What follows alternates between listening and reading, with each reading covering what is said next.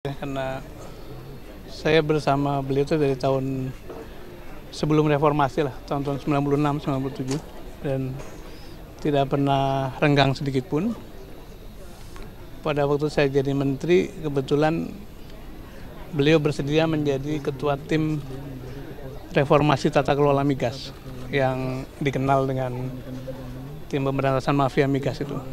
Dan karena kredibilitas Bang Faisal, maka pada waktu itu banyak sekali orang-orang ahli yang sign up, acung tangan bergabung dalam tim. Ada ahli upstream, downstream, ahli kilang, ahli hukum, ahli public policy, ekonom, dan tim itu sukses besar karena 12 rekomendasi yang diberikan memang kita jalankan, termasuk diantaranya membubarkan Petral yang menghasilkan efisiensi luar biasa bagi Pertamina. Jadi, dan sejak dulu memang Bang Faisal tidak pernah berhenti berjuang menyuarakan kebenaran sampai akhir hayat. Beliau terus memberikan pendidikan pada masyarakat tentang keadaan, tentang bagaimana seharusnya. Jadi kita doakan mudah-mudahan husnul khotimah, meninggalkan ilmu yang bermanfaat, amal jariah, dan juga putra-putri yang soleh dan solehah. Pak Sudirman, yang menarik dari Bang Faisal ini kan di sepanjang track recordnya sebagai ekonom dia kan cukup senior ya, tapi beliau ini kan terlihat tidak pernah bergabung di dalam pemerintahan dan selalu berada di jalan lah bahasanya gitu. Nah, ini cerita tersendiri nggak Bang?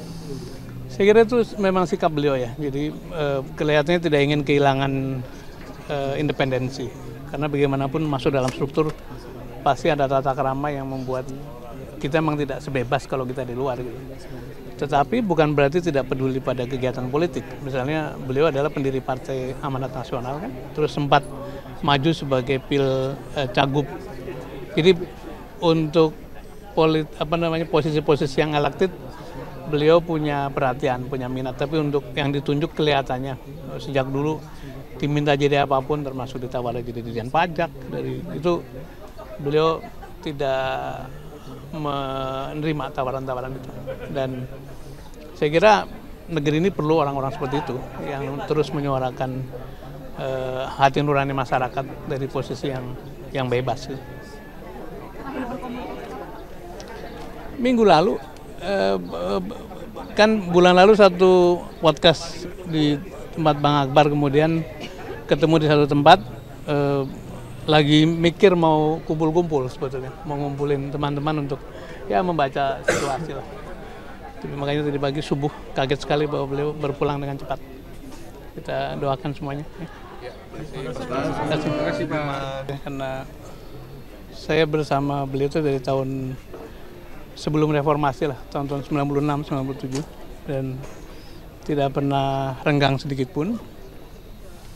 Pada waktu saya jadi menteri, kebetulan beliau bersedia menjadi ketua tim reformasi tata kelola migas yang dikenal dengan tim pemberantasan mafia migas itu.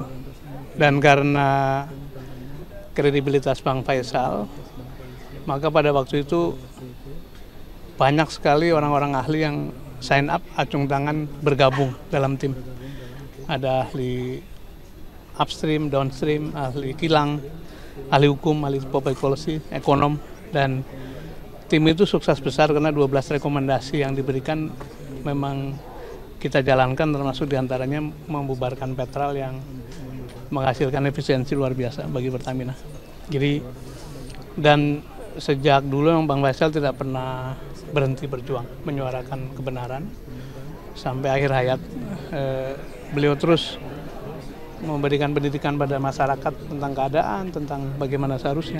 Jadi kita doakan mudah-mudahan husnul khotimah, meninggalkan ilmu yang bermanfaat, amal jariah, dan juga putra-putri yang soleh dan solehah. Pak Sudirman, yang menarik dari Bang Faisal ini kan di sepanjang track recordnya sebagai ekonom dia kan cukup senior ya, tapi beliau ini kan terlihat tidak pernah bergabung di dalam pemerintahan dan selalu berada di jalan lah bahasanya gitu. Nah, ini cerita tersendiri nggak Bang?